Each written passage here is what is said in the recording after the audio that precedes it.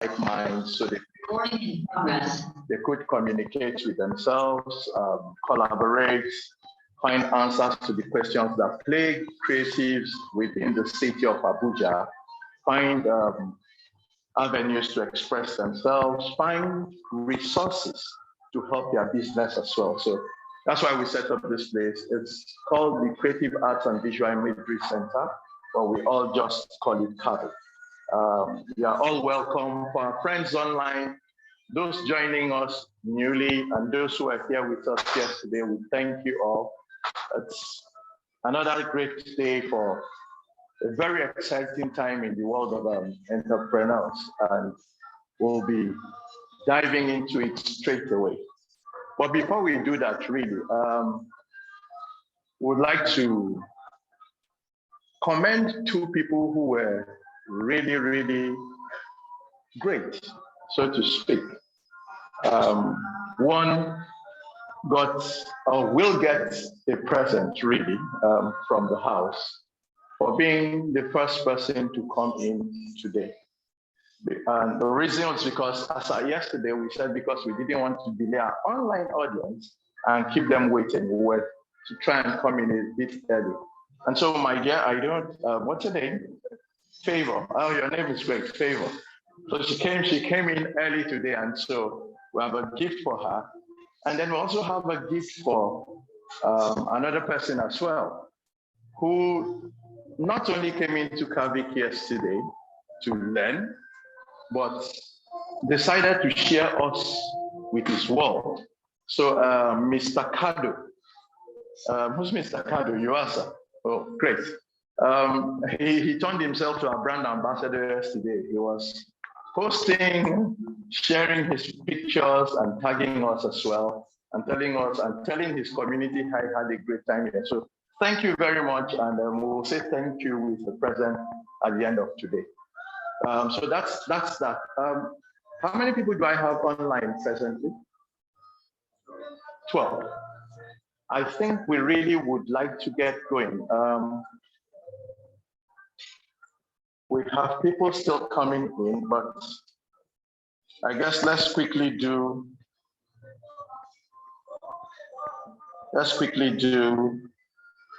a rehash of yesterday. Can anyone in-house please recall what they learned yesterday? Someone give us some heads up. Anyone? This is that part of the meeting where everybody starts looking seriously at their laptop and at their phones because they don't want to catch my eye. But I got eyes like the back of my head. I'm looking at everyone. So is anyone going to help us, please? Something you took from yesterday, yeah.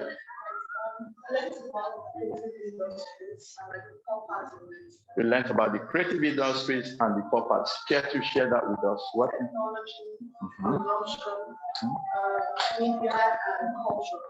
Technology, consumption, media, and culture. Great. Anyone else wants to help us? Don't worry, I'm not looking at you. You were not here yesterday, so I'm not looking at you. But you could share from your wealth of experience. Were you online yesterday? Oh, okay. You're the lady who said you wanted to come in today. Great, great. Yeah, go on. Sir. So we talked about idea machines, also called idea man. Yeah. Okay. The process of thinking vision is based on the what the customers require. Okay. And we are seeing confidence, like the survival of the business actually depends on the confidence of your team. Great. Anyone else wants to help out here? Yes, okay.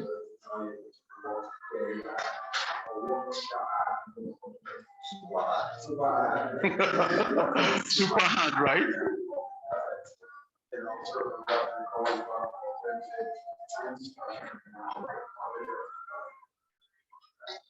Okay. Fantastic.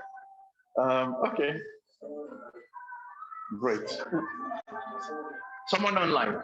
Sure, let's hear the online audience and I'll get back to you. Who's online? Good morning, everyone. Good morning, Mr. Philip. Thank you for the Morning. session. Yeah, my name is Sulu. So what I gathered for yesterday that I took away was that you are not a creative entrepreneur until you are solving a problem. That your creativity must be tied to solving a real life problem, and that is when you can say you are an entrepreneur. Then also I gathered that the creative economy is huge, and Africa has not even scratched the surface at all. Thank you. Thank you so much, Tolu. Tolu, I need to ask, were you one of the guys who was talking about sending me an account number yesterday? I'm dodging some kind of guys today. Were you one of them? I am one of them. So I'm going to just kind of like mute myself, like I don't know if you're there anymore, all right? But I would like to make a quick correction, please. The name is not Tolu, the name is Sulu, S-U-L-U. Sulu. Yes, you get it. Where are you joining us from, Sulu?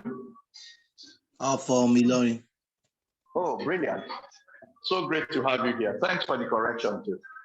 All right, my dear. You have. Yeah, so my name is Ashley. I think it's on. Yes, it's just need to be. So Mr. Sulu already mentioned the part of what I want to say. I think the allusion between digital and Coca-Cola not having to Okay. and he also mentioned that strength came out with a lot of other variants we had. So we had cocktails and all that. So that really meant that yes, you can't just step into the market thinking, and you can't really for yourself. You don't go in what other people are doing. There should be an extra. Okay, great. Yeah, pass the mic. You can have the mic. Please kill the music. We also touched on branding. Kill the music first. They said something about branding is not a big Branding, right? Okay. Okay. Yeah, someone online again. Who's Blessing wants to talk to us? Yeah, Blessing, let's hear you. Good morning, all. Good morning, Blessing. Okay, so one of the things he also said yesterday, he said nobody will say the building block for our designs, we do not create them 100% because most of them are already existing. Because sometimes when you want to create a design, sometimes you have circle, triangles, which you form into your own design. So nobody owns the building block. It's just how you modify those building blocks to suit your own. And it's not like you just take a building block and just cross a line against it, then you say you've modified it. You have to be creative with it. Though it's not your own building block. The building block was not created by you, but at least what you create out of those already building blocks is what distinguishes you from what is already existing. Okay. Yeah, thank you so much. That's true. So we truly are never creating, so to speak, designs from scratch or things from scratch. Oftentimes we borrow a lot. We just make it our own. And that's the way it actually should be in business. Why reinvent the wheel if you don't have to? Okay, so do we have anyone else online before we dive into today's? Okay, so great. Today we'll be looking at social impact through creative entrepreneurship, right? But before we even go down that path, I really would like to ask just a simple question. Truthfully, who is an entrepreneur? Because you really cannot work or do things as an entrepreneur without defining that. What does it mean to you? So it's an open forum. I'd like to hear from our people online. If you can't join to speak, you can put it in your chat, and our moderator can let us know. Yeah, someone wants to react? Yeah, sure.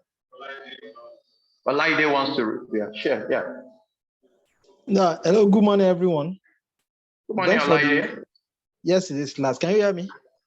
Yes, we can. Yeah. Go right Yeah, ahead. the quick one will be an entrepreneur will be somebody that identify problem and look at and create a solution, product or service and also have value for the problem he has solved, as in the solution he has provided. So he has value for it, and it's a win-win, whereby he solved the problem and he received value for it.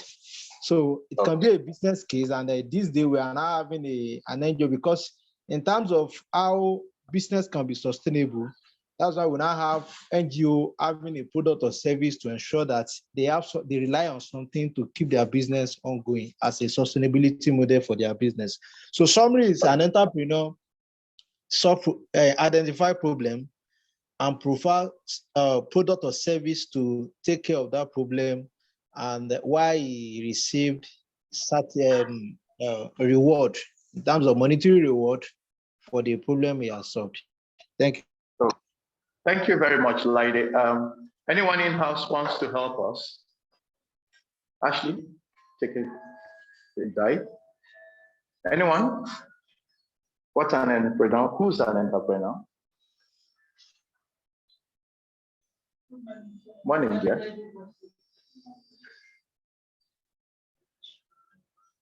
I think it's on. Entrepreneur is a business owner. Okay.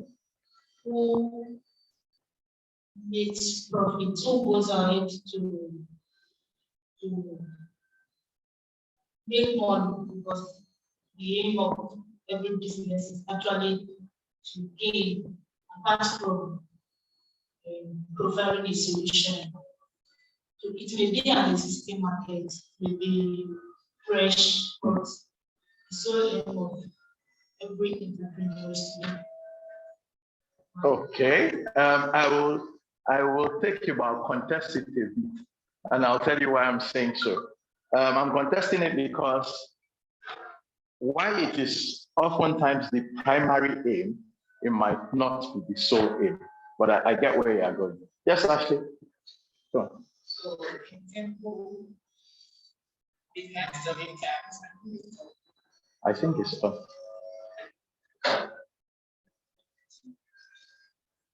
Maybe we should just leave it on. Okay, so it's on when?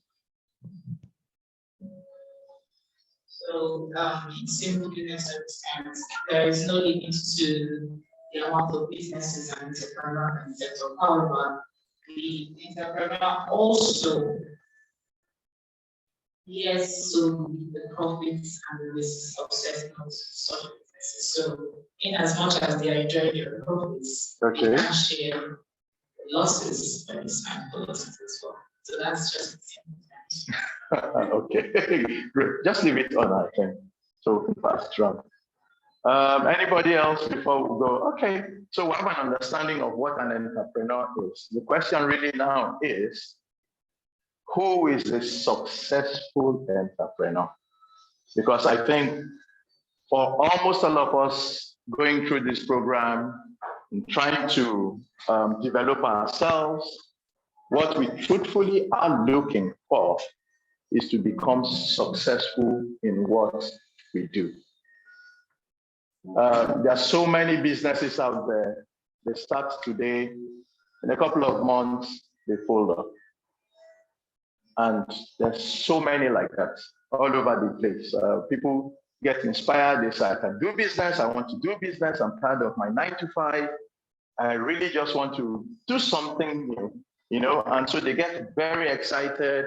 They get a new idea. It looks like a brilliant idea, you know? And they go in, they put in their resources. And at the end of the day, it just doesn't work out. Something goes wrong. They lose all the money, they lose all the time, they become a little bit frustrated. And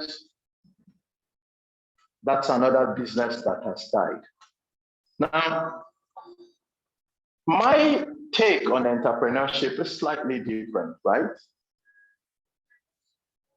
As far as an entrepreneur is concerned, one, you find someone who has a need, right? You find someone who not only has a need, but that need is urgent. You find that you are able to provide that need as at the time they need it, and you ensure that you get paid for providing that need. Now, if you do that often enough, consistently, regardless of whatever sphere you are in, whether you are rendering services or you are creating products, you will find that you will make progress in your entrepreneurship journey. One, find someone who has a need, right? Find someone whose need truthfully is urgent, right? And also ensure that you can provide that need and that you get paid for providing that need. If you can tick these boxes, then you are truthfully on your way there. Because if you find someone who has a need, they're already looking for these solutions you're talking about. We keep talking about providing solutions. But if you find someone who has a need, you already have found someone who needs something. If you find out that that person's need is urgent, it means that person is going to be much more willing to committing resources towards getting that need met, his or her need met, right? Now, if you position yourself in a place where you can provide the service or the product they need, then you're also closer to earning from them. But you need to ensure also that they can pay you for the service, because you are dedicating some time and resource to providing the solutions you are giving to them, okay? And when you do that, then there's every likelihood that as a business, you will be making progress. So today we're talking about not just creative entrepreneurship, really. We've defined what an entrepreneur is, but we're now looking also at the impact that your business, your product will have while you are at it. If your product service is only a very narrow, segment, then you probably would have to work maybe a bit harder as well to ensure that you keep that market. If your market is much bigger, I think it's a little bit easier. But one thing we've established from yesterday is that entrepreneurship is actually a lot of work. It's a lot of hard work. It's not, I don't know if I should kind of disabuse some notions, but entrepreneurship is not something you do just because you got frustrated with your 9-to-5 job, or you feel they are not paying you enough and you can make more money out there on your own. These have been reasons why people step out into business, and I can assure you that even without starting, quite a number of them are already on the path to fail. Because while your 9-to-5 boss, if you have a job, would demand your time between the period you are at work, your business becomes either for the women, it becomes your master, and for the men, it becomes your mistress, and it can completely consume you. Because as your own boss and as a young aspiring entrepreneur, or who's in very early stage of your startup, you find yourself wearing a lot of hats. You are doing most of the businesses or doing almost all the aspects of the business on your own. And the amazing thing is that you are doing this competing against very established businesses out there. People who have the resources, people who have cloud, people who have the connections, people who have a lot of years of what they are doing behind them. And to be very honest with you, it can be very daunting. It's something that you just look at yourself and say some days, hey, do I really want to do this? What everybody fails to tell you is that for every successful entrepreneur out there, majority, if not all of them, actually passed through this phase, failed a lot of times, okay? But they just kept going. It became a case of, look, we'll either sink or we'll swim, and we must swim. So they threw everything they have at it, they threw. Sometimes they failed, and they had to go back and start again. As we go through this class today, there are certain things we'll be looking at.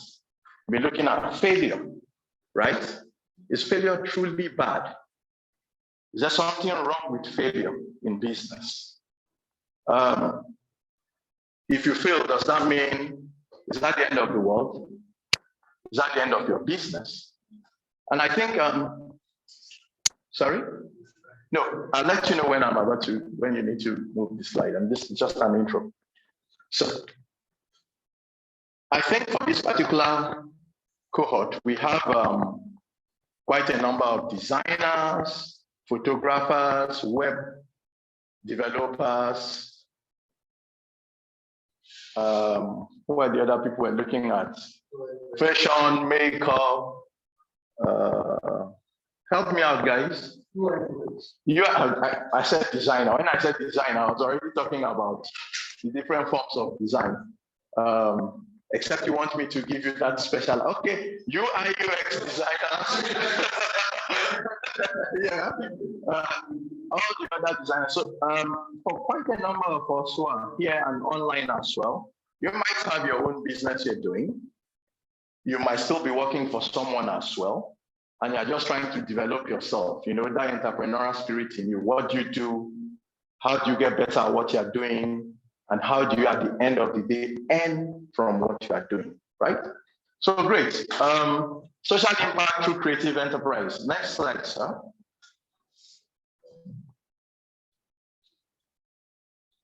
Fantastic. So welcome. We're so glad you're here. On our screens are the various hashtags that you need for announcing the programs. CEEP COHORT training. So if you hashtag that, the British Council will understand what's going on. They will see what you're doing. They will see how well you're participating. If you're enjoying yourself, you can give back feedback and all. And then I think for the various other pages, Facebook, Instagram, Twitter, you have at Nigerian British and at Nigerian British Art. So you can hashtag any of them if you're posting on this. For those of us who are new, I think practically all of us here today have actually signed on this platform. But if you are new to the chat, if you are new to the chat and you are watching virtually, please, you can look at this. I think we can also put it in the chat room as well. You need to sign on to the British Council e-learning portal, because while we're having these trainings and they are very short, abridged versions of that training is really what gets you a full participation certificate when you are done with it. It's an online training, has a couple of modules, has a couple of videos and other things to train you. So if you sign on there, you will get a certificate of participation when you are done. Can we please play this, sir? Yeah.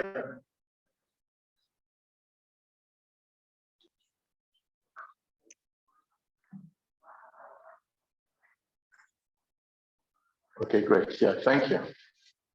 So, yeah, please.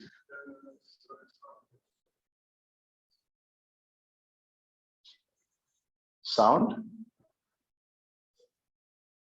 Okay, playing directly from. I can hear it in my ear, but.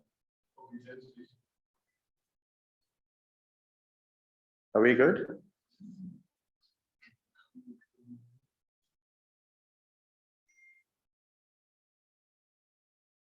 Just a short clip to watch to get us into where we are, and then off we go.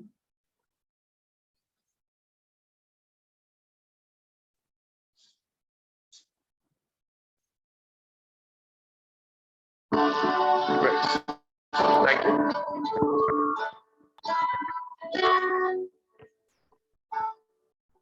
There are people that are mentally lost. They are robust. They have talent and ambition, but a lack of relevant training is holding them back. The British Council, the UK's international organization for cultural relations and educational opportunities, wants to help change that. Using its networks across the world, the British Council has developed a series of e-learning courses targeted at entrepreneurs in the creative industries such as music, fashion, computer games, and film. and where the businesses has a social impact, making a difference to their community. The courses in partnership with Microsoft will build entrepreneurial skills, mentoring, networking, and policies, whether new starters or those already in business. Entrepreneurs have a role to play in enhancing communities, economically, socially, and culturally. And so for us, this e-learning project is very much around broadening access to a lot of the content that we've been developing over time, working in all of these areas across the country, that's the world around. Digital delivered training will become part of a blended approach so that those without internet access will not be left behind. It will be available for self-learning so that trainees can work through the courses on their own using online tools or where a facilitator will lead the session. So my advice to entrepreneurs in that is that customer is key. You can have a great idea and you're passionate about it. But if your customers is passionate about it and they're not getting up in your banking account, you don't have a business. And so as you journey through the growth of the business, you must know that businesses around the world grow faster when they are connected to a business advisor, a group of mentors, life coach, get a legal advisor, be it one of the tech startups, etc. Get an accounting firm, and do get an ambassador for your firm. The e-learning courses will reach 8 countries across sub-Saharan Africa, but will also be open to users more widely across the continent. By 2050, more than half the world's population growth will be in Africa. Economic forecasters believe this growth will bring unprecedented opportunities for investment and innovation. It's already a region where entrepreneurship among the young is thriving.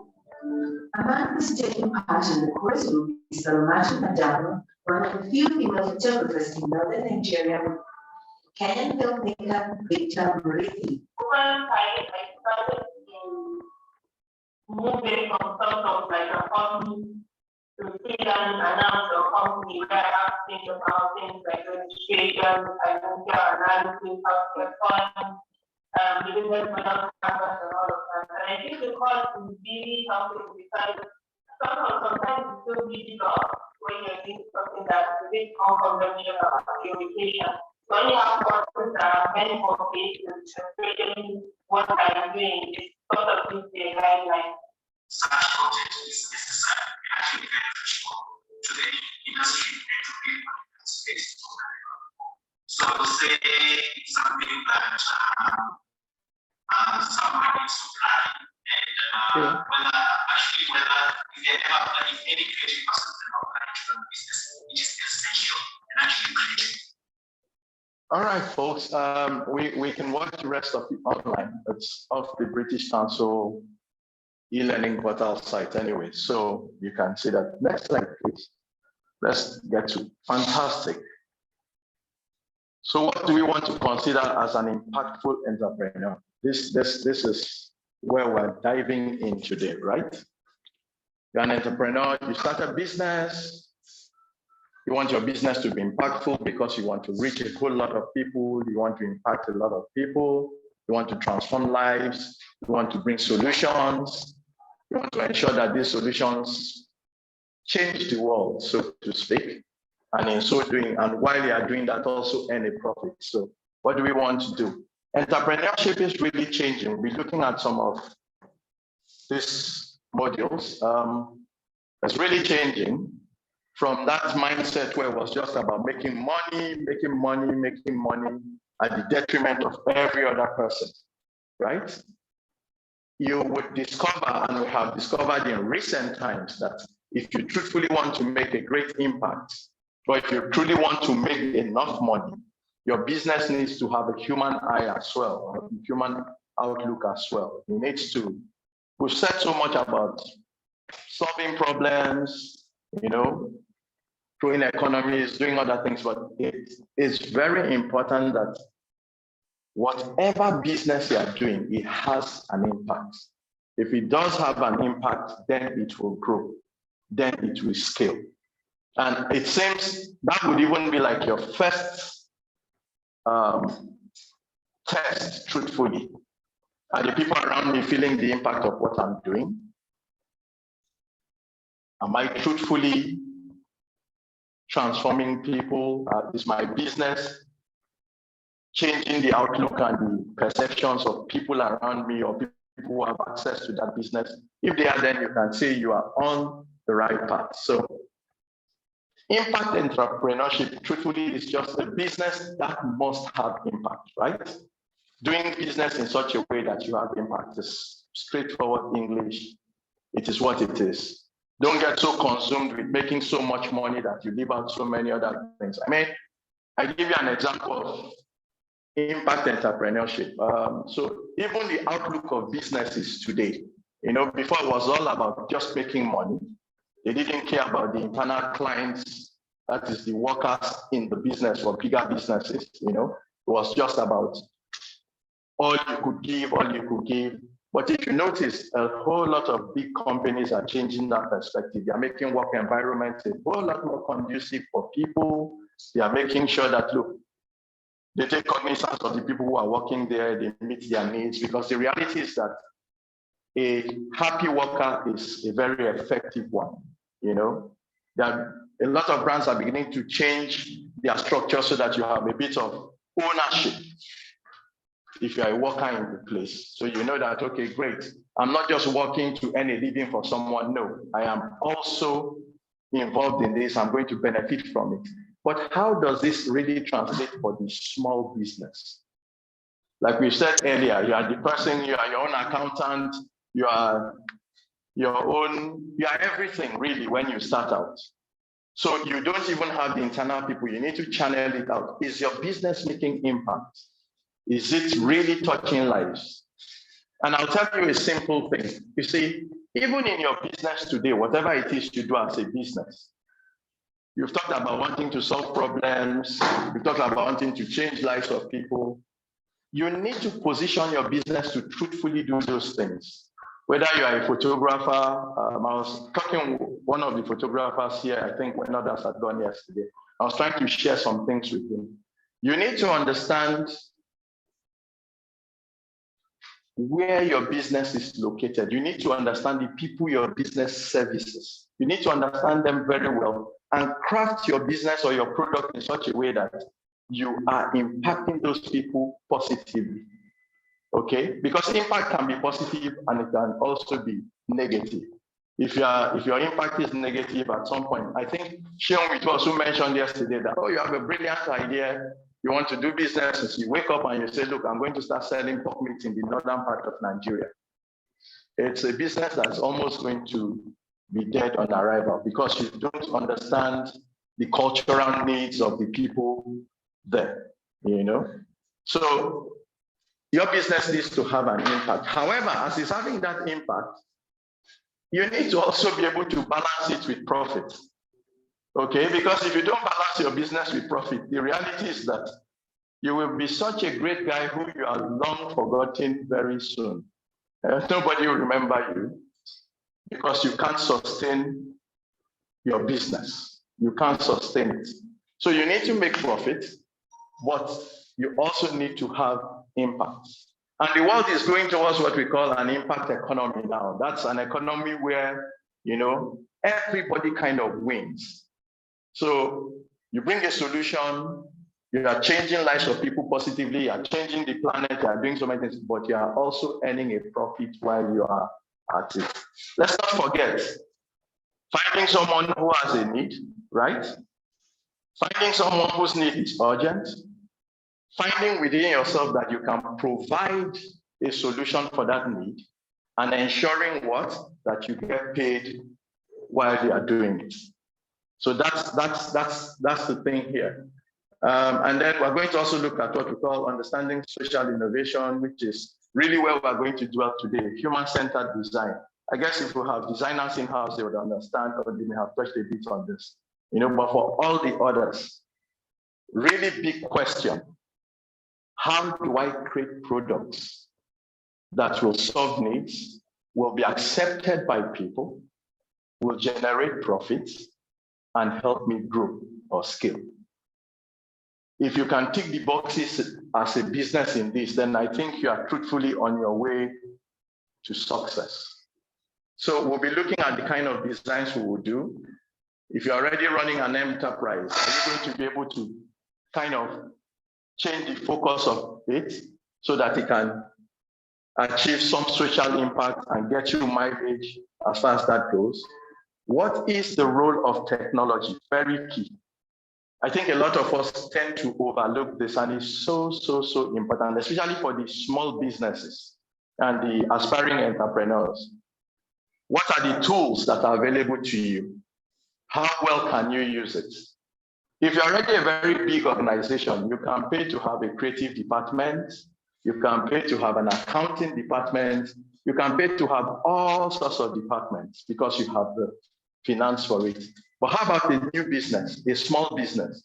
What exactly are the tools available to you? How do you leverage it to grow your business? How do you get a lot out of it? And then finally, we just look at inclusion, sustainability, and values and ethics for your business. Next slide, sir.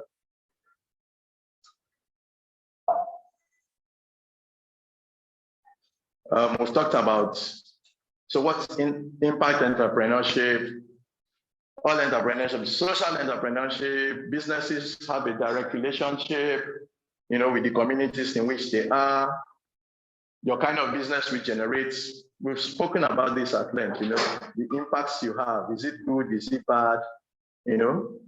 Not all social enterprises are impact enterprises, but they actually should be. Your business should be one.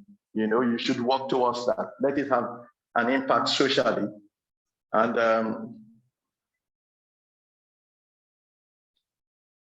what does making an impact mean? Impact is the effect an organizational activity has on the well-being of society. Straight for next slide, sir. Good. So this is the crux of where we are today, human-centered design. What is human-centered design? How is it going to help your business? What must you do to be able to achieve this? There's so many ways you can do this, but what this is saying in essence is very, very straightforward. I discovered something very interesting some time ago. I was doing a course in human-centered design, and I realized a mistake that a lot of us make, especially as early business owners. And what's this very big mistake? We actually think we have the solution for people's problems. That would be very good because that's what we're supposed to do as entrepreneurs, if that were true. But the problem there is the fact that we oftentimes assume that we know their problems.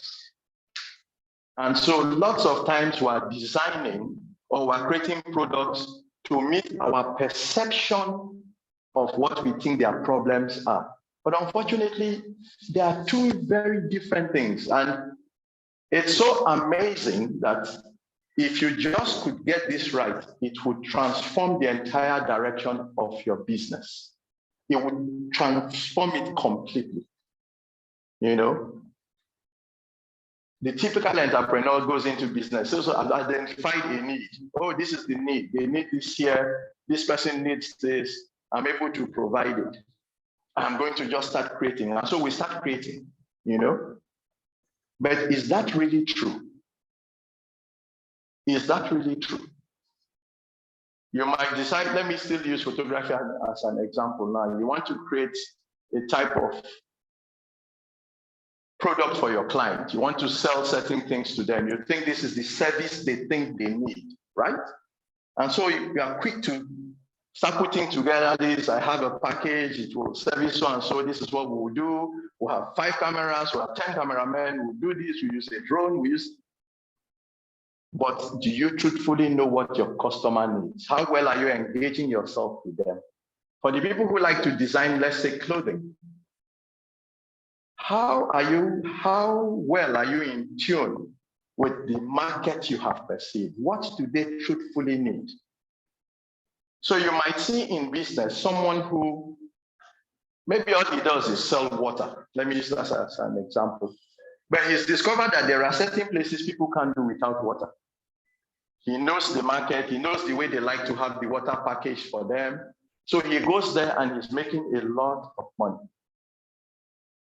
Someone else says, oh, let me use Abuja also as an example. Abuja, the weather is hot, people like to drink water. So he just dives into producing water. Has no idea the needs of water, where the people will drink the water, the kind of water they will drink. And at the end of the day, then you have a big challenge on your hands. You have things produced, but you can't sell. And you're on your way out of business. So what human-centered design is going to do for you is just allow you get into the people you are creating products for. And it is very, very important. Whether it is a service, whether it is a product physical, it's very, very important. Who are these people you've identified? What truthfully are their needs? What truthfully are their needs? How can you build things that will meet those needs? Because if you can, and you can do it at a good cost, you know, some solutions are there, but you don't have the finances for it. Don't forget, you're a small business, you're just trying to grow. And you're also still contending with those big businesses out there with a lot of budgets and all. So how are you going to survive in this? So we'll be looking at that, how you build them, what you build, and how it changes the world. Next slide, sir.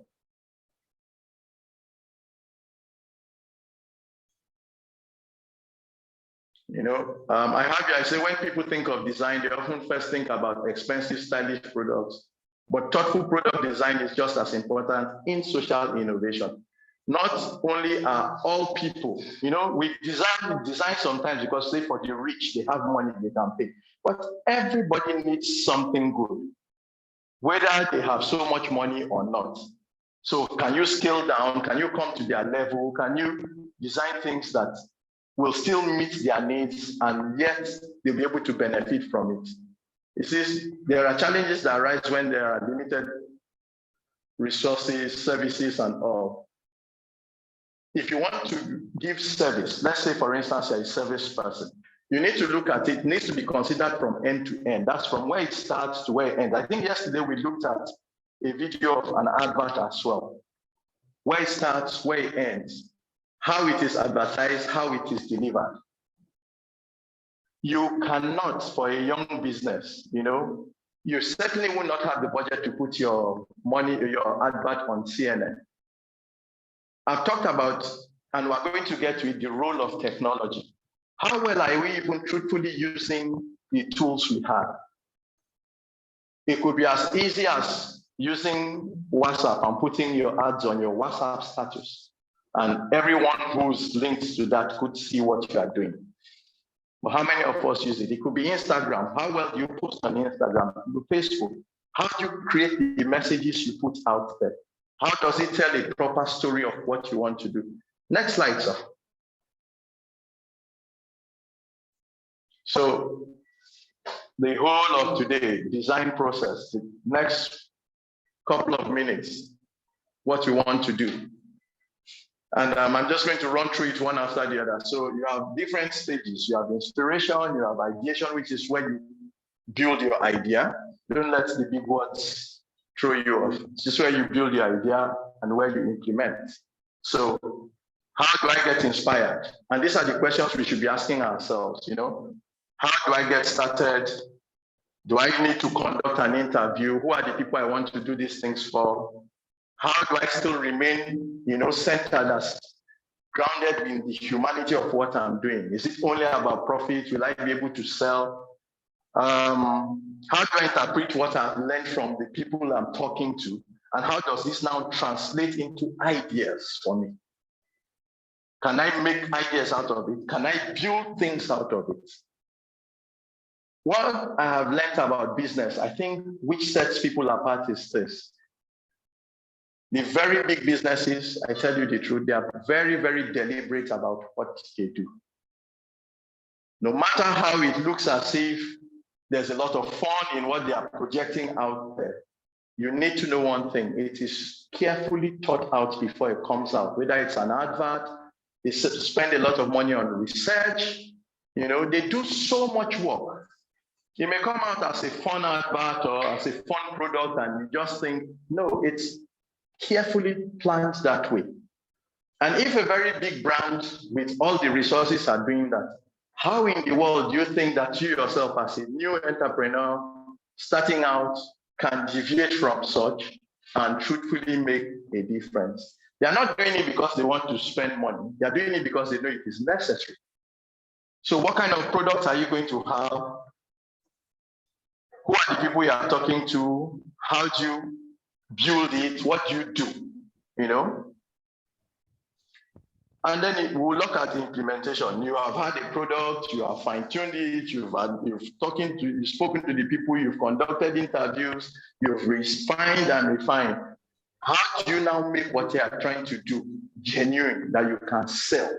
Because you must sell. If you don't sell, you are going out of business. So you must sell. Is it working? What is your feedback mechanism? Do you even have anybody who's telling you, you know, I tell you something about small businesses, right? And I stand to be corrected if I'm wrong. Quite a number of them do not like negative feedback. They don't like it. Your client says you did something for them, they don't like it, you get upset. You say, I've put in a lot of work, I've done this, I've done that. They're just trying to rubbish all I have done. But you don't understand that, look, if you don't satisfy that client, the client goes. Not only does that client go, every prospective person who should come through that client is also gone. Feedback is something we really, truly all need. You know, so if someone says, I didn't like the way the clothes, if you were making clothes or you were doing makeup or you were doing some kind of design, I didn't like it. You should be able to still turn that around and say, okay, where exactly did we miss it? What should we have done that we didn't do correctly? How can we improve this? How can we make it better? These are the things that will help you grow as a business, you know? And of course, sustainability. Can we keep doing it? Is it possible for us to do it? These changes that we want to bring, the way we want to do these designs, do we have the resources to even truthfully do it? You know? Next slide. These are the things you need to think about when you are designing. Do you empathize with your audience? Do you think about them? Do you define what they are saying? Are you able to articulate what they are saying? You know, can you generate ideas from what they are saying? Will you pick up ideas from it? Can you change those ideas into a product? Is it something you can build? Is it something you can develop? Is it something you can work with? Can we test it? And then we're back to iterate. Iterate is simply doing it over and over again, but each time improving on it. This is why if you are a business person, right? And people say, no, we don't like the business product you put out. You shouldn't fight with them. You shouldn't quarrel. You should be thinking about iterating. I need to do it again. Or what are the feedbacks? What didn't you like? You know, it's amazing how we see this playing out in the world around us, but we don't apply it to our own business.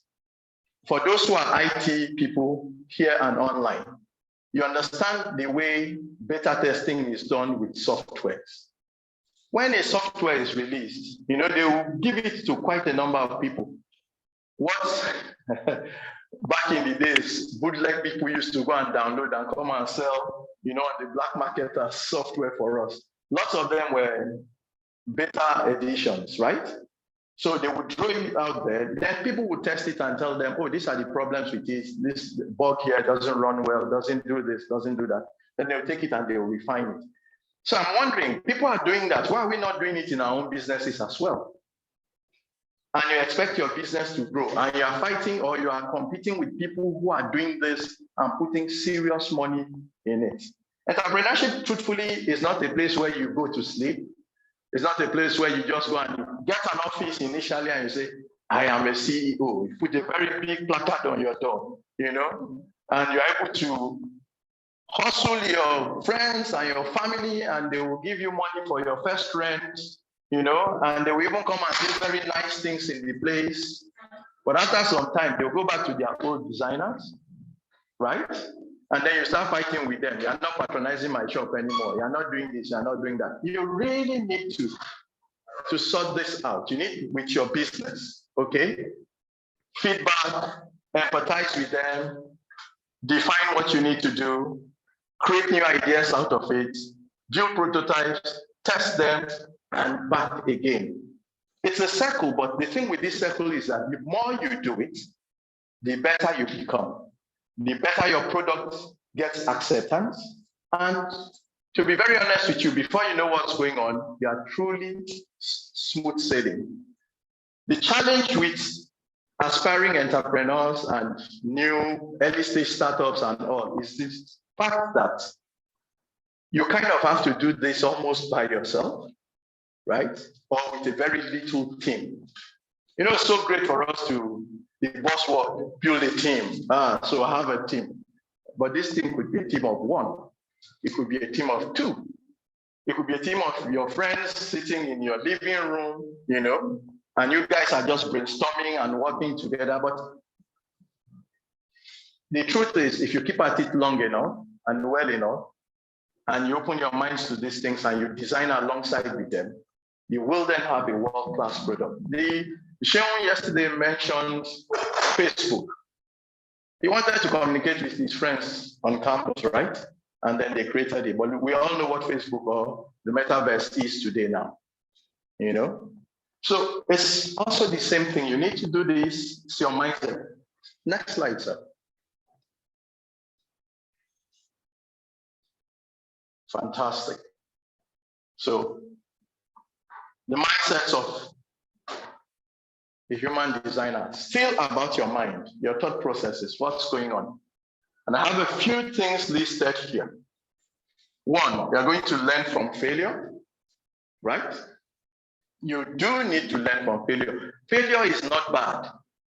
I don't know, maybe it is this part of the world where they teach us, you know, from when you were very young in school, we just made failure a very big, black, scary thing, you know. Once you fail, you are in trouble, so everybody wants to pass, everybody. It does not happen like that in real life. And that's one mindset we must all have. It doesn't happen like that in real life. You can never make the progress you want without failure. So failure is not bad. So if there's anyone here who thinks that, look, my business is failing, I'm really not doing so well, or you are online, it is not bad. You just need to learn from it, okay? It just means also that you are not doing certain things correctly. It doesn't mean that your business doesn't have the potential to do things correctly. It just means that at that point in time, you are not doing things correctly. You need to change that. You need to, when you learn from your failures, you need to create again, right? When you create, you need to have what we call creative confidence. And what that simply means, truthfully, is that as you are creating something new, you need to have that mindset that this will work now. And even if it doesn't work now, let's go right back again. Let's iterate again. It will work. This that I'm sharing with you are truly the secrets of very successful entrepreneurs. They just work at it, they refine it, they refine it, they refine it. And to be honest, you can actually do these things to a place where you can come to a conclusion yourself that I have a bad product. This thing that I went into with so much passion and I thought I could just get it done. Now I'm testing and I'm seeing it won't work. So I need to change it. I need to add new value. I need to do something else to it. You know, you must always have empathy at the back of your mind. Embrace ambiguity. Let me explain this. Sounds very big, but it's not big at all. It just means that whatever solution you are working on, just allow yourself to do it. It may look foolish. It may look stupid to people around you, right? But allow your mind. That's freedom of expression. I can just do this. Let me do it. You know? Because oftentimes out of the most silly type of ideas come gems as well. So you need to think about that. You must always be optimistic. No one needs to tell you about being optimistic when you are, what's it called, an entrepreneur. You are your own chairperson. Even when the whole world says you are not doing it, you say, yes, I can still do it. I can still do it. And so you do it. And like I said, iterate, iterate, iterate. Please click each one for me, sir. Small video we need to watch.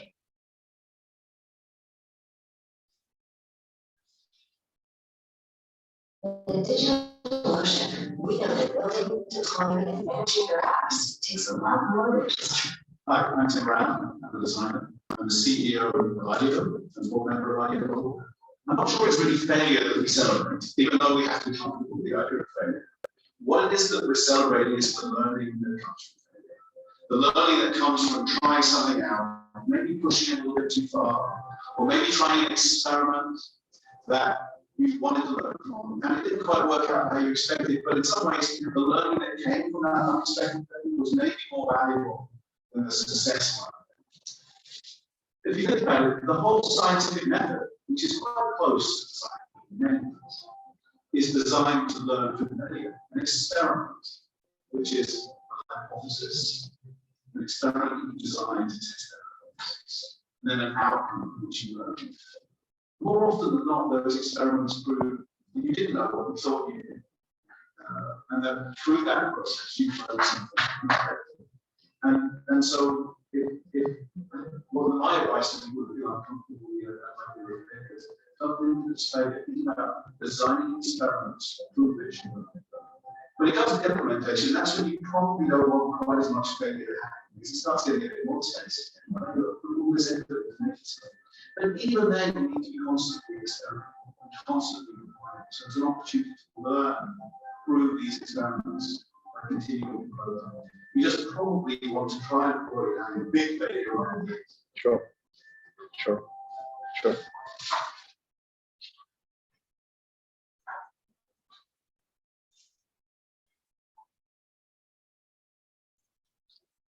Okay.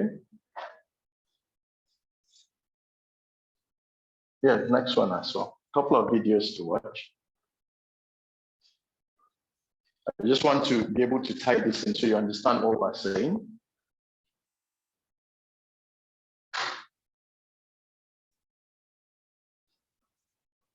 My name is Kristen Donaldson, and I'm the CEO of DREV. DREV is short for Design Revolution, and we design products, mostly medical devices, that improve the health and the income of people living on less than 4 times a day. I would actually say some of the best designers and some of the best design thinkers came as people who like to make and like to fiddle around with it. To me, it's all about iteration. In a product design sense, a product can be very robust to just get basic feedback. And in fact, one of the things I suggest when we're working with our stuff is do not spend a lot of time refining something. You just want to get the main idea. What's the main idea you want this product to convey? It could be small, it's compact. It could be, it's got a wide footprint and it looks sturdy. It could be any number of things, but each product should just have a main idea, and you're just trying to get something made that conveys that idea. It doesn't have to be perfect. And to me, the key, like getting over that barrier, like I don't know how to do that, it's like just don't worry about it. There's no risk involved. In fact, if anything, you're taking risk out of the process by trying a very simple thing first, and you always learn.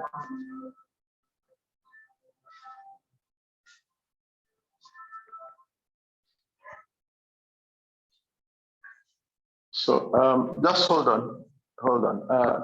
Don't play the next videos. I'm going to engage the class right now, and I'm going to also ask some questions. Maybe this will bring it home. What do you do? Favor? Products design. So this is not new to you. It's not new to you. How well are you implementing product design in what you do now? Who are you working with as well? You're still in school, but are you getting opportunities to try it out with others? Are you designing anything that you're showing to people out there, or are you even engaging with people? I'm trying to design a website for my friend. Okay. And that's why I just Why? because I'm still in the process. Yeah, but you need to keep doing it. What was the feedback from it? What did the person say? For the first time, I really thought of the exciting standards. I'm very excited to show her. And she said she doesn't want her sign-up page to be on the main page. She wanted it to be implemented in the second slide. Okay. I have it to do, but then I have to redesign and send it to her. Okay. So I'm taking it that you didn't discuss the project with her in details before you started designing. So I think those are the Uh-huh. If you don't know what her needs are, if you don't know what her requirements are, how then you can't solve her problems with, your own mindset. It won't work. It won't work. Thanks. How about you, sir? Where's our microphone? So people online can also. And if you're online, please, and you'd like to answer this question I'm asking, please just get ready.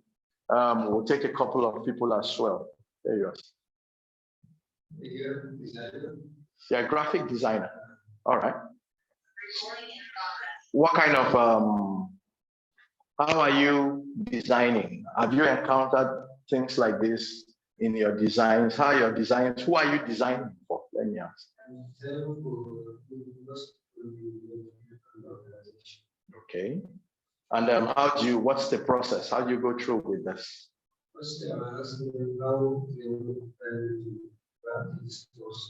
Okay.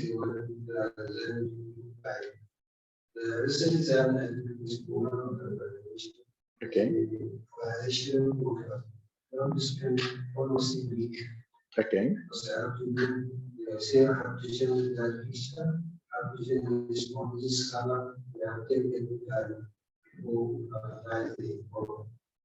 Have you ever had a client who almost drove you around the bend because they kept changing and changing and changing elements in the design?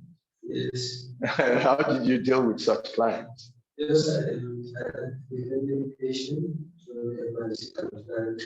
see production. Okay. Oh, you were patient with them. You didn't just tell them one day that, look, Oga, I'm tired of your, just take your business elsewhere. You did it. Great. If you want to talk to us, what do you do? I've been a lawyer for transitioning to Okay. So yeah, in between these transitions, have you designed before? What were you doing before? You were a lawyer before. That's very interesting. Do you mind sharing why you decided to take such a, what motivated you to leave? You were already solving problems in the legal lives of people. Why decide to do design? I think it was, I could say boredom. And then I also have to feel the creative. Okay. So I decided to pursue that. Okay. So good. My wheels are clicking in my head. So is this a phase for you? Are you just testing the waters to see this is what you want to do? Have you done some bridge burning?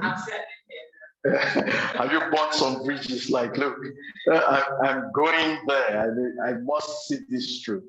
Because for people like you, this is very important. If you are going to learn design, you really need to know what you're designing, who you are designing for, what your designs will do, what problems they will solve, how it will be accepted. If people give you feedback, you have to accept it. You will, trust me, you will get negative feedbacks initially, but with each one, as you review and you correct and you iterate, as we say, it will become better. I'm almost tempted to tell you people here and online that while I like compliments, right? Okay, so someone online, just a minute. While I like compliments, right? I must be very honest with you. I don't think it does you so much good as a creative, because you need to keep pushing yourself. When people compliment you, there is also that thing that you may just rest on your oars as well. And I'll tell you one truth. When you do a design, or if you are working on a product, like I said earlier, you need to go into the lives of the people you are doing it for. And oftentimes it's always good to have different opinions, sample different opinions. Don't just ask your friends who, because of loyalty to you, will tell you the things you want to hear. No. It's okay to walk up to someone, a stranger, and say, hi, I'm so I just need some honest feedback. What do you think of this? Does it work? You know, and take it for what it is. Oh, you know, this design is not nice. I wouldn't wear this. For people who make clothes, this won't do at all. I want to fix it here. Okay, sure. What don't you like about it? Right? If you needed to make changes, what would you want changed with this? You know, you're just sampling opinions. It's not as if you really need to work with those opinions, but it's good to understand the different perspectives of people, because in this creative industry, one of the biggest mistakes we make is that you design products. Primarily, most people design products for themselves. And then they expect people to buy into those products. And when they don't, then you become very upset. You know, you say, I did this, I did that. This room is filled with paintings, right? If these paintings are made for me, I would put them here, but then I wouldn't expect anybody else to come and appreciate them. But if I'm making these paintings because I expect them to sell, right? Then I need to be certain that people who come can identify with it, enjoy it, and all, because I know then, yeah, it would sell, because just like they enjoy it in here, they likely put it on the walls elsewhere. They'll buy it and give it to someone else, and all that and all that. So if you don't do that, it's a problem. You might find yourself with a whole lot of things. Then you will start doing giveaways, family giveaways. So you have this. Until sometimes the people say don't want the giveaways anymore. They say, no, thank you. You give it to them. Tomorrow they give it to someone else. You discover they don't have it again. You're upset. You really need to take this into cognizance, right? Let's see our online person. I'll come back to you guys. Oh, sorry. No, sorry. Please, pardon me. Sure, go on. Okay, so I am completely into what you're saying. And just like being a lawyer is not so different from creative world. I say this because before you even start anything as a lawyer, dealing with the client, you have to talk to the client, know what the client wants, right? And also, there's always room for improvement from what the client wants. So also being creative. In my journey, yes. I've had to make some. Okay. I've had to get. I'm now a Scrum Master of Michelle as well. Okay. Just because I know it's important to, be able to deal with different situations, and Scrum comes in handy for that. Okay. I understand the need for user research. So before I even start anything, I have to know who I'm doing something for. I also have worked with them, so it's a different, a bunch of. But they will all add up to making you great at what you do now. So I had to work in some projects as someone in the fintech industry. Okay. Fintech startup actually. Okay. So we had to do a lot of things from scratch. Okay. So it has helped a lot. I got a bit of training on that. Okay. Just because of you the need industry to. I attached myself to. So yes. Recording in Yeah, and just like she said something about starting simple. So that's yeah. So when you start simple, maybe with considerations, it does. I'm happy you're able to pick that, Sometimes we think when we're doing solutions, it has to be something very big, very elaborate. No. Where you see people building prototypes sometimes, it's just the craziest of things. For people who, let me say, if you make clothes or something, it's like just taking what you would call off cuts if you tailor something, and just putting it together and asking yourself, does this work? Does it work? You don't have to do a full garment and well, it is what it is. Online. Yeah, let's hear the person who wants to speak or you want to read out what he said. Okay, sure. Yeah, hello, sir. Hi, Laide. Yeah, thank you very much. I think what I want to share is that we discovered that we identify an agency that they do a lot of activities, but the documentary, the picture is not really there. So we book an appointment with the ED, and when we met him, briefly introduced ourselves that we do photography, documentary, and what have you as a media company. Then he begins to tell us that you media people, each time we call you, it is money, it's not easy and all that, we don't have budget and that. So meanwhile, how we identify the problem is that we volunteer to follow them to rural community to do few engagement with their it's an agricultural research institute based in Ilorin. So what we did upon that, we were able to validate the problem.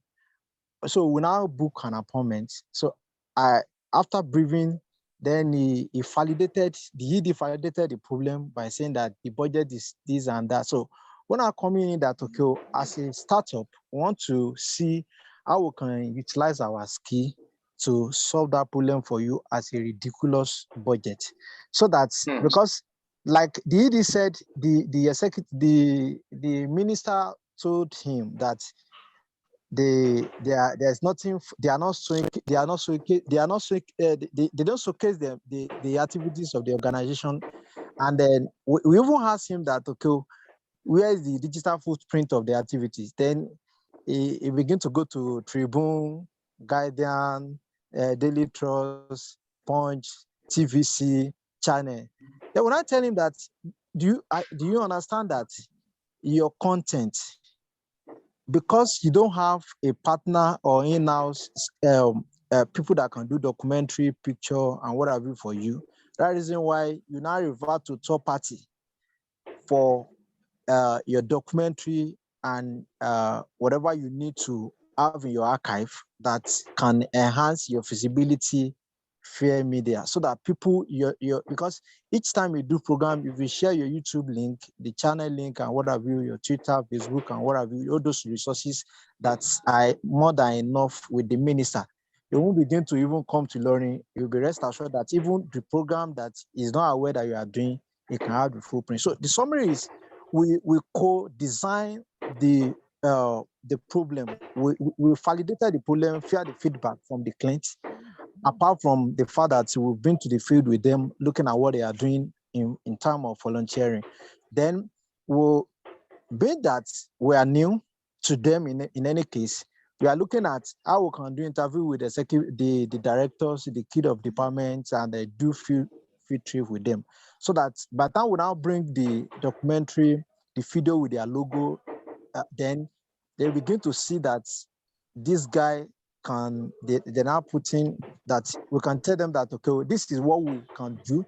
Then subsequently, they can now begin to look at, okay, apart from the present arrangement is that each time they have field trip to do, they will call us, they will pick us there. It's a kind of pro bono, but we understand that by the time we validate the work in terms of the output, we show them, then they begin to look at, okay, this work worth it. Thank you very much. Thank you very much, Laide. So speaking from the perspective of being a media company and what they do, how to chase business and all, a lot of media people or business people starting out doing media complain, right? No business, no patronage and all. But when you ask them in the name of placing value, right? They price themselves kind of out of the market. It's just the truth. We've said as a business person that you have to, do a lot of hard work. There are sacrifices you must make. You must build your brand, right? I'm not saying you should undermine yourself as a person, but if you price yourself for a product also with very established people, you need to be able to deliver what those people are delivering. You know, if an average person is charging a couple of millions because he needs to render ads at an established agency, and you want to do same and you're putting the same price out there, are you able to deliver value the way they can? Otherwise, you'll just be frustrated because people will take their businesses to those guys because they already have a track record. They are known for proper delivery. They are known for all that. So you say you're feeling frustrated. So pricing themselves out of the market is one thing. Sorry. Pricing yourself out of the market is one thing. As far as business goes, you need to be careful as well. Is there someone in-house who wants to say anything else? Can we continue? The question is, your business, what are you doing at the moment? Hello, sir. Sorry, sir. What do you do? Yeah, I'm a photographer. Oh, you're a photographer. Great. What kind of photography do you do? Event, documentary, and posting. How do you engage with your clients presently? Presently, I would say, specifically photography. Yes. I will ask them to create a picture of what they imagine. Okay. Because I just, when that one was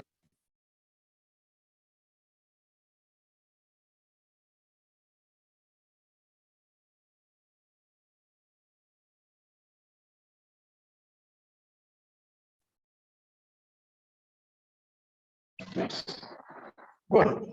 originally 180 degree on the outside of the line will be one to choose a picture after every shoot. Okay. So sometimes I'll be done in some picture, sending it to the client. The client will be like, no, I don't like this part, you have to touch this part. And to me, pictures are okay. I won't consult my photographer for him and say, what's up? Is this picture good to look like? Yeah, it's good to go. But just the measure the client to be. I don't to spoil my mind or very negative one. So, and truth be told, when I look at that picture closely, I get to discover that okay, clients are that. So, and when I make such adjustments and send it back to them, I always get a positive response I usually see. So that's why now my own criticism is necessary for business. Like it's like, to me, it's like springboard. That's right. Yeah, because if you don't criticize your work, then I think there's a problem. If you don't get to criticize your work, not that you do stuff so that you get to criticize you. Yeah. I feel like if I do something, I intentionally leave an error in the image. Okay. Yeah, I intentionally do that sometimes. Okay. But not every time. And most of the time, when I do that intentionally, people don't get to see it. I'll be like, what's happening? Okay. Yeah, so for the aspect of documentary, I don't think I have issue related to that. Okay. Because I most of the stories. So is your documentary business doing very well? You're getting a lot of clients right now? For now, no. Why? Because I just discovered I enjoy more documentary compared to content. But how do you make a living from it? I said for now, the content is not sustainable because for me to. So why do you enjoy doing documentary more if portrait is what's paying the bills? Because say follow your passion. Yeah, since you talk about it for me, like it's a passion. Follow your passion, but your passion is to feed you. Yeah, so like I say, if you discover your passion outside your 9 to 5, yeah, you need to hold on to your 9 to 5 until you are able to get something from that your passion. Okay. So for now, and so I love documentary more than content, and I both still under photography. So what I do now for documentary is I volunteer organizations. Good. Yeah, that's basically what I do. Okay. So yeah, I get to get those experience for free. So when other organizations are okay, what is our So let's see what you've done. And I go back to my account and say, I've done this, I've done this, I've done this. So really, I have the experience. So the report is going into those ones. So they are 197. Okay, that's a very good one. You are able to gain experience, grow experience, even if they are not paying you for it, which every business truthfully should do. You need mentors. You need to be able to find mentors, people you sit under, people you volunteer your services to for free. Yes, sir. That presents to me, I just like the corporate social responsibility for our business. That's great. That's great. One more person, and then I think we'll run along. Is there anyone online who wants to say anything? Okay. Yeah, go on. My name is Jeff.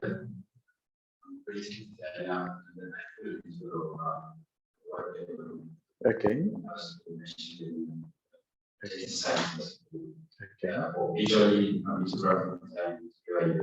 Okay. And how's that playing out with you? What's your design? How impactful are your designs at the moment to your clients? Okay, well, quite impactful. My target clients are startups. Great. Yeah. I'm sure there are a couple in here you should be talking to when we're done, and online as well.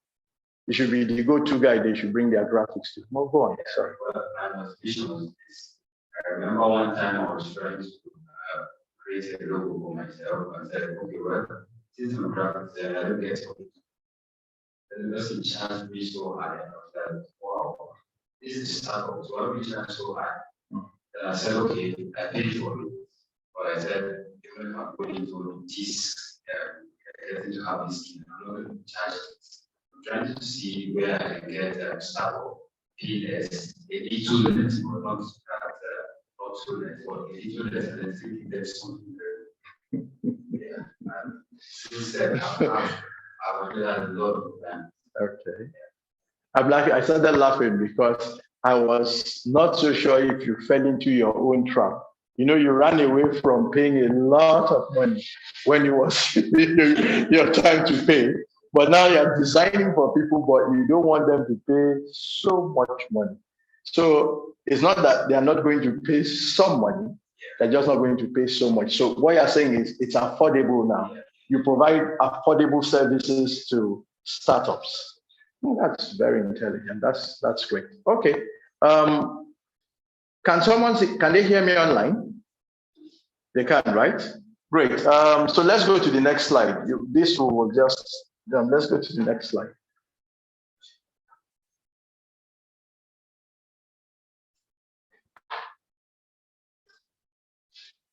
Still what we've been talking about all day, really. Just basically all we've been talking about. Learning from your failures, right? Building things, as we've said, having that confidence that, look, it will work, you know? Even if it looks like it will not, be confident, try it, you know? We rob ourselves a lot. I don't know how, whether to say from, it's not quite low self-esteem, but it's as if people have this innate belief that, look, so much goodness can't come out, you know? There's so much in you if you just allow yourself go. Being a creative person requires that. Just let yourself go. Create it, test it. They don't like it. Take positive criticisms from it. Take negative criticisms, redo it again and redo it again. One thing is this: to achieve all we've been saying, you must get close to your should I say market. You must know the people you want to do things for. Whatever it is you are designing, you must know the people you want to do it. So you don't do it from your own perspective. You do it from their perspective, solving their own problems, so you can get desired results, right? Next slide. I think we've exhausted most of this, really talking about it. And it is what we say, like we say. for every designer, for every person who's designing, for everybody who's solving problems, for everybody who's bringing solutions into the entrepreneurial world. This should be your ABCD. Iterate, iterate, iterate. When I used to hear this word before, I used to think, oh, what are they saying? What in the world are they saying? It's simple English. It's redo it again, redo it again, redo it again. And each time you redo it, fine-tune it, fine-tune it, fine-tune it, based on the feedback you've gotten, until it becomes a product that you can put out there. But I must sound a note of warning. When you do all these things, you must remain within your budget. Whatever money you are going to, don't do solutions that will run you out of the market, so to speak. So in trying to solve a problem, you spend all your resources you have. No, that's why I think earlier I said, keep it simple, right? Keep it simple, simple steps. Do it, do it, do it until you fine tune. Next slide, sir.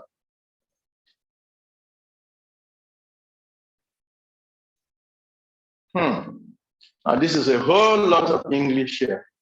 And for all of us here and people online, what we're just saying with impact economy, which is balancing your profit with impact, okay? It's straightforward. You must make profit, but you must also impact people. Your business is successful when it does both, right? It's making profit, but it's also impacting lives. It's changing lives. It's solving problems. It's bringing solutions like we've been saying, you know? And to do this, you have like, you know, 3 key things you want to look at. Profit for yourself, the people, right? How it's impacting the people. And the third of it is just hidden down somewhere here, which is the impact your business has on the planet around us. In recent times, because of the SDG goals, right? You will discover that if your business is tied towards those SDG goals, right? You will get a lot more by way of traction, because you will find a lot of people on the same journey with you, big companies, small companies, all trying to meet those goals. So if your business is geared towards that, you will find a lot of co-travelers, and you can find networks, you can find partnerships, you can find people to work with or people to work for in trying to do those things. So 3 things you must look at with your business, 3 key things: profit, the people, as well as the impact on the planet. We need to be careful because sometimes some businesses are destructive, as we know. The products will serve a purpose, but it is kind of destructive, you know, it's harmful to the environment, to the people who are there and all. You don't want your business to walk those paths. So whatever kind of business you are doing now, let it be profit-oriented, people-oriented, and positive impact on the planet. That's what this is about. Let's go to the next slide, please. Inclusion, sustainability, and values and ethics. All this is actually saying is that your business should be open to everyone, right? It shouldn't be discriminatory. It shouldn't be discriminatory. It should be open to everyone. You are providing services for people. You are designing products for people. It shouldn't be discriminatory. For example, 6 now. You are trying to build a website, okay? And you don't like the religious orientation or the sexual orientation of the client. It's a job. It's business. It's for your organization. And we must understand one thing. Your enterprise is a different entity from you, the person. And we need to always keep it separate, right? We need to keep it separate. So when clients come, it should be social inclusion. You should do business in a way that it will favor everybody. Gender, you know, it's not gender sensitive. It's for everybody. Your business will grow better if you do it that way. It's for everyone who have a need that your business can solve. That's the truth of it. It needs to be sustainable. If your business is not sustainable, whatever you are doing, if it's not sustainable, you will soon close shop.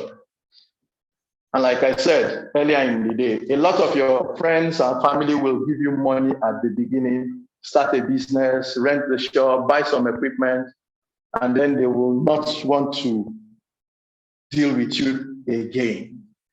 So if you can't sustain it, and after a year, if you come back saying, I now need a 9 to 5, they will be looking at you funny as well. So as an entrepreneur, you need to be able to sustain whatever it is you are doing. Whatever your business is, it needs to be sustainable. Whichever clients you are dealing with, you need to be able to sustain the business. And lastly, values and ethics. What's a business without any ethics? If your business has no ethics, it's really going to just run aground pretty soon, okay? You will be no different. There are so many businesses we know around the world, right?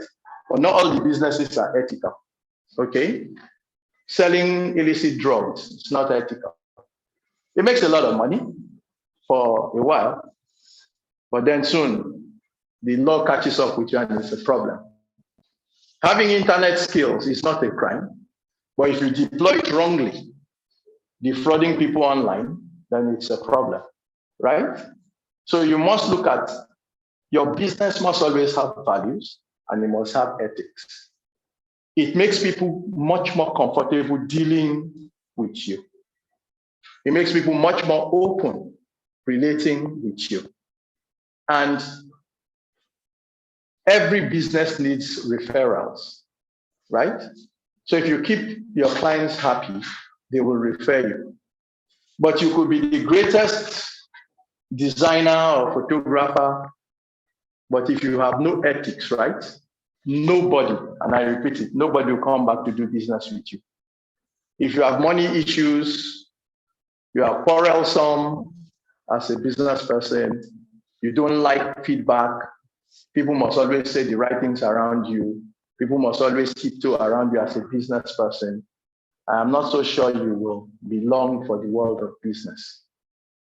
We've said it before, develop a thick skin, take criticism, have a lot of values. If you say you're going to do something, do it. Go the extra mile, volunteer, give much more than your client even wants, you know?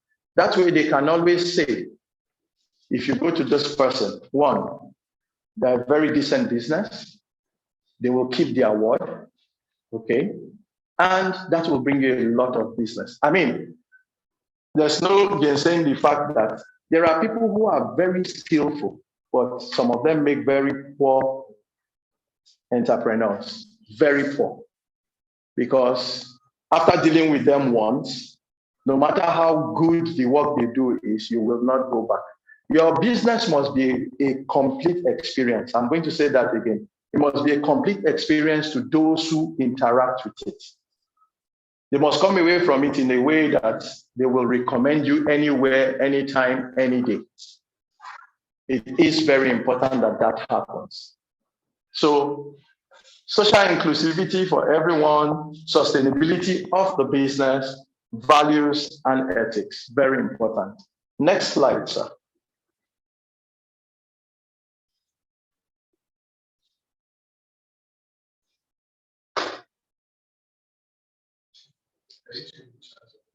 Chat room.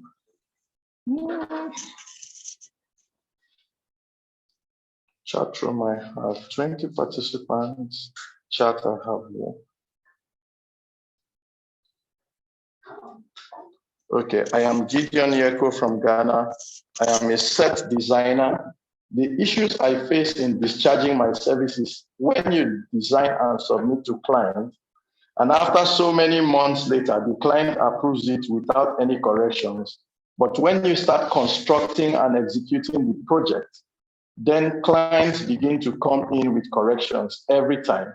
And sometimes it affects the project time, the budget, and beauty. Very good question, Gideon. I hope you can hear me. So here is the thing. With every business, you must set guidelines. right? You must set timelines for all your projects. So you need to let your client know it will take XYZ to design, right? When I'm done designing, you need to have both of you sign off on an approved copy. It's very, very important. And you also need to let your client understand that while you are not adverse to making changes, it will attract two things. It will attract extra costs to change, and it will affect the timeline of the project so that it doesn't become your responsibility. A lot of people, oftentimes, when we do designs, because people truthfully are like that, they will approve all your designs, and when it's time to implement, someone will come and whisper to them that, oh, this color is wrong, this color is not so, this is not right, this shouldn't be here. And then they will just go ninja on you and change the designs again.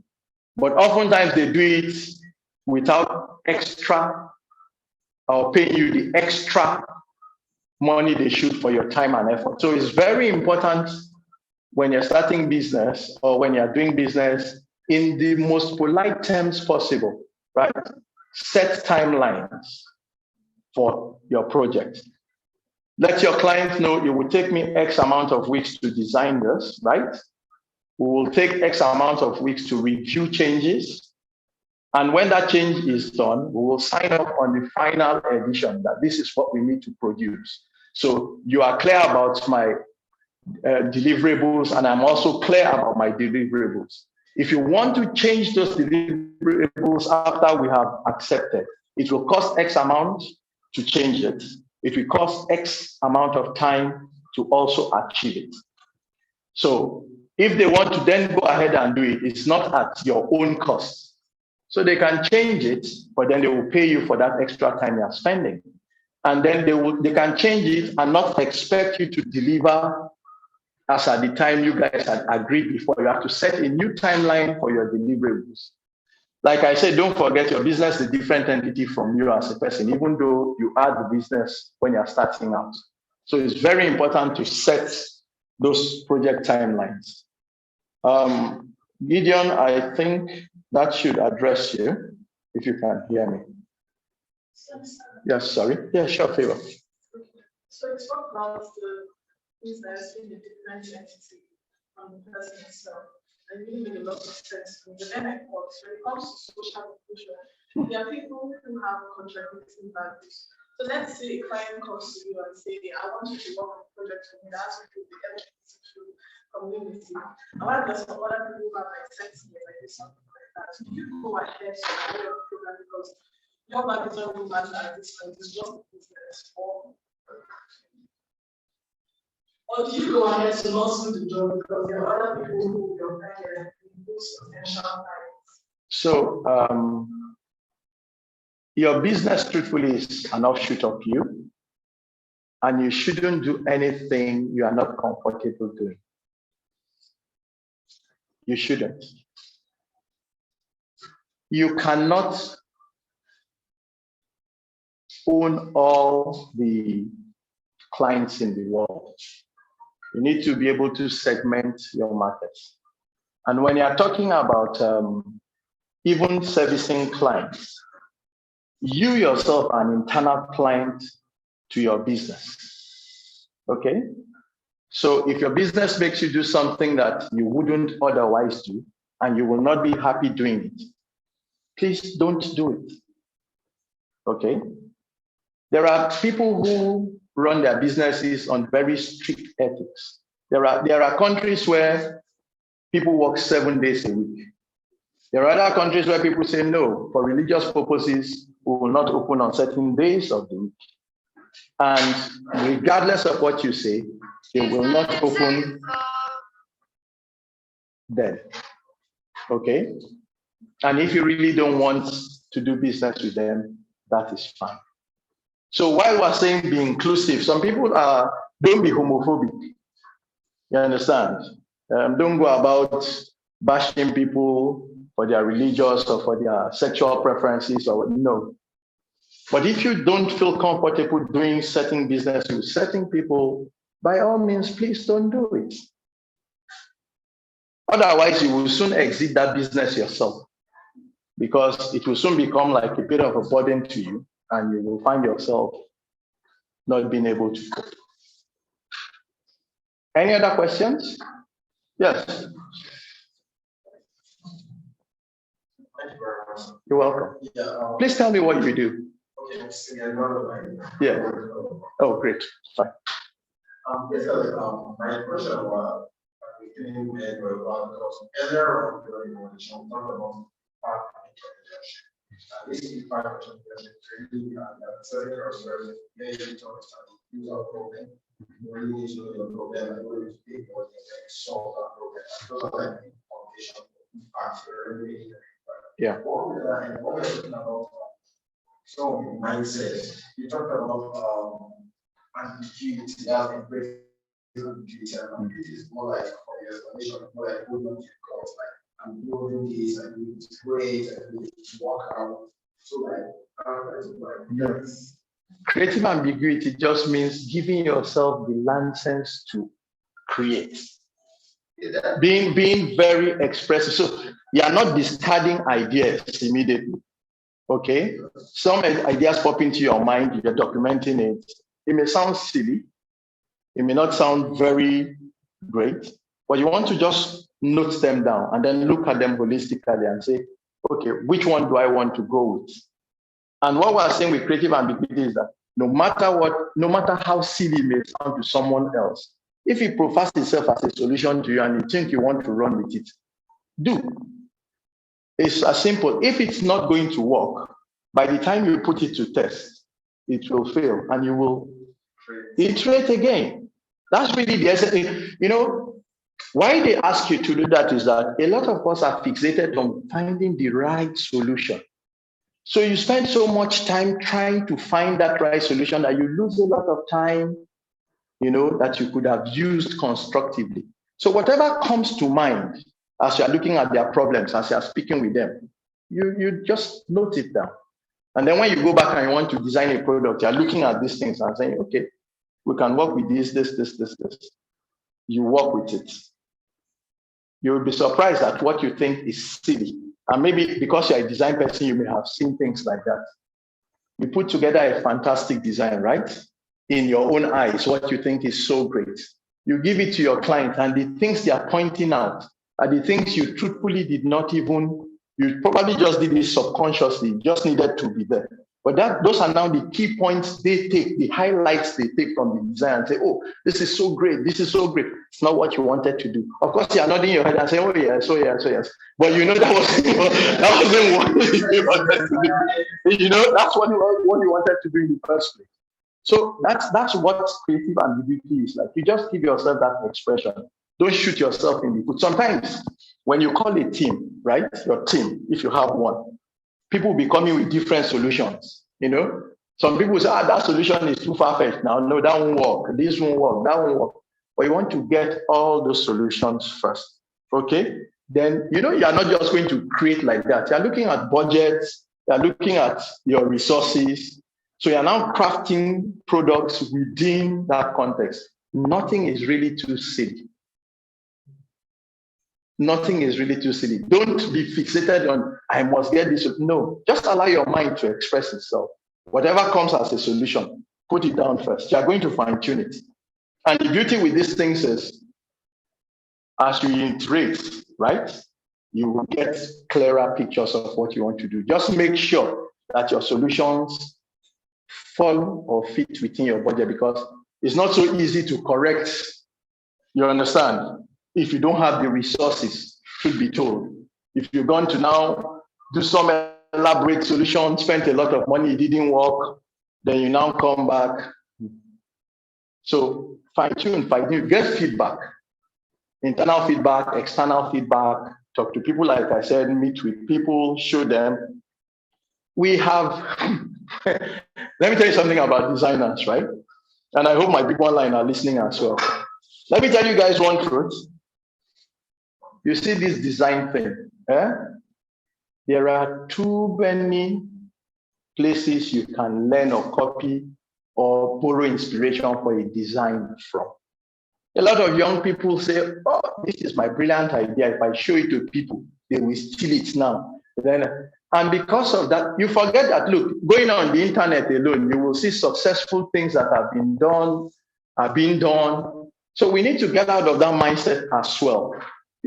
Show people things you are doing. One thing you need to understand is that your project is you. No one will be able to take it away from you. Even if they want to copy it, truth be told, they'll never deliver it the way you want to deliver it. So let's not be afraid to show, to share, and things like that. Is that all right? Is someone online? Online, online. Wants to ask a question or wants to speak to us? Okay. Right. Hello, sir. Yeah, go on, Olaide. Yeah, can you hear me? Yes, I can. Thank you very much. We're running for time.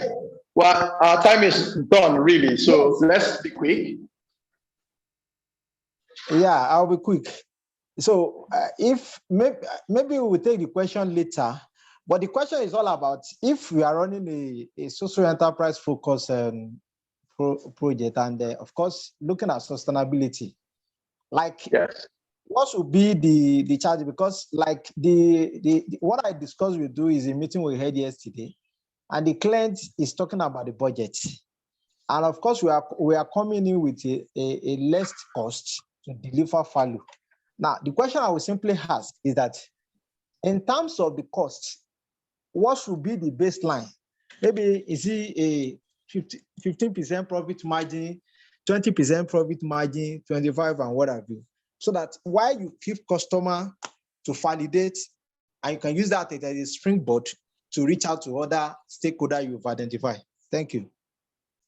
So, Olaide, my take on this is that there is no fixed rule for determination of cost. Cost is determined by what you need to do. Okay, so if you map out the things you need to do, you put a cost value to it, and then you put a markup on it for profit. So you are trying to find out if it is 15%, how much percent. The truth is this: if I'm going to be doing a project for Microsoft, for instance, or for the metaverse, I'm going to price them based on their ability to also pay for my time, okay? And what I'm saying in essence is that I don't have a one cap who fits it all. If someone walks in off the street, I don't know his or her network, or they look like people who are just starting, I can give them a price to reflect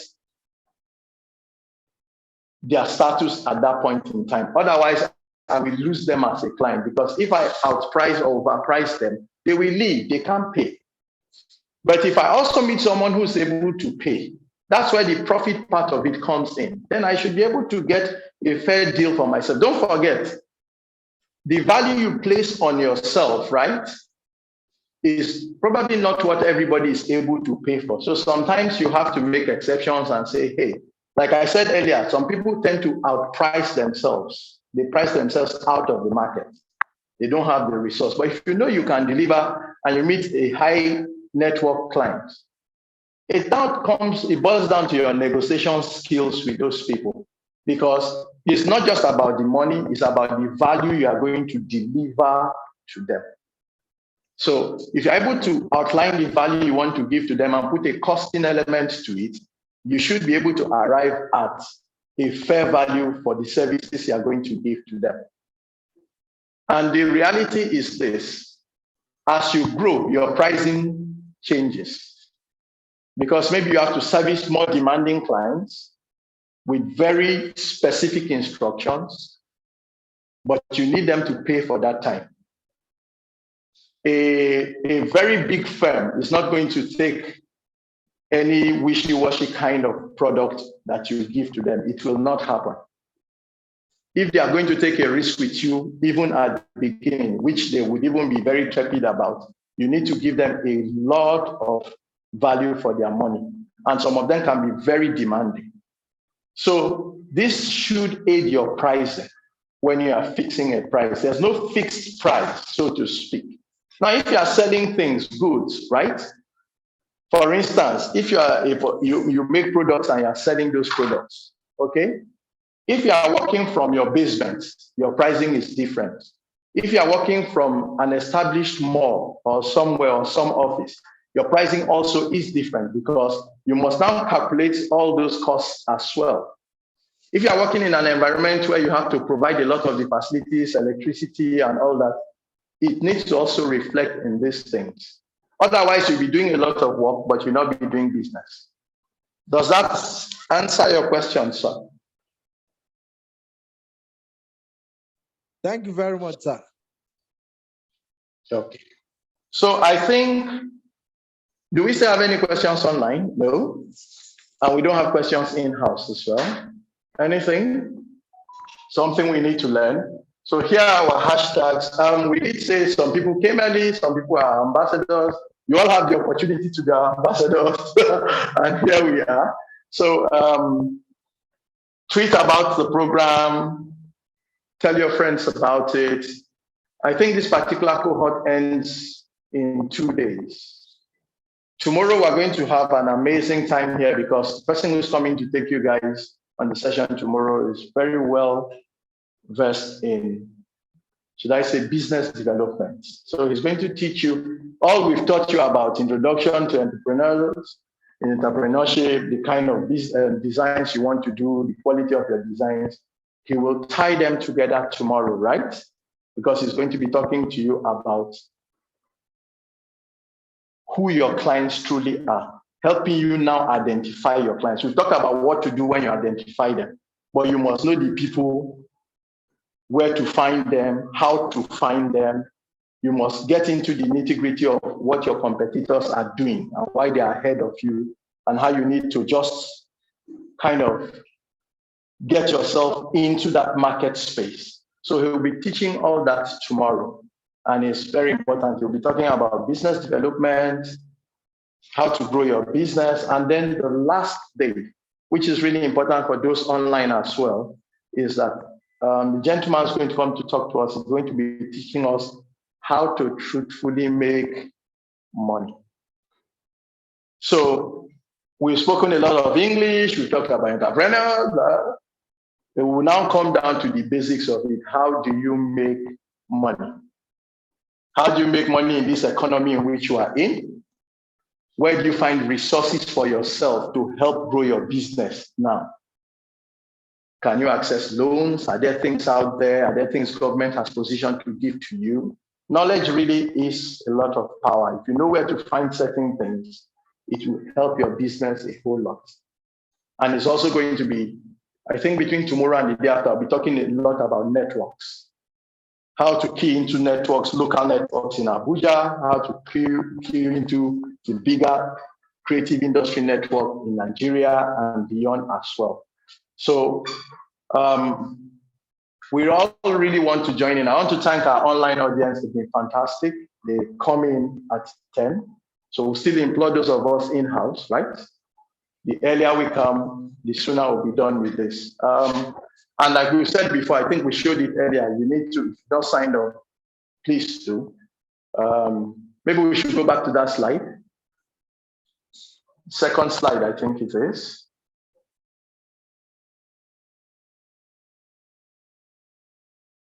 For our online people, all the slides, all the videos will be made available to you. We'll put them together and then we'll send them to you via mail because I think we have your emails. But in case you are just joining online and we don't have your email address, please put it in the chat room. Just indicate it and we'll get back to you. And if you're in Nigeria, you can include your phone number as well. That'll help us reach you. So we're back to this page. This is our hashtags, but these are our hashtags. And then this is where you sign on online for the British Council program itself that you get a certificate for. So with that said, I would say a very big thank you to you all. Thank you for your time. Thank you for your participation. If you have any questions, please, even after this, send us a mail. I'm always available. Send a mail, send a message, and I'll get back to you. I love to mentor growing businesses. So if you get in touch with me, I'll contribute my bit as best as I can for you. It's part of growing the ecosystem, and we're always ready to do that. So thank you very much. For our in-house people, their refreshments, please don't be in a hurry to go. We expect that there should be friendships building from here, networks growing from here. Know someone so that maybe your next project might come from them. Your next collaboration might come through them. You will never can tell, And please, when that happens, remember to put aside a finder's fee for those of us in Cavic who made it happen. You're laughing. When the big money comes, I won't say anymore again. So thank you so much, guys. It's great having you all. Thank you.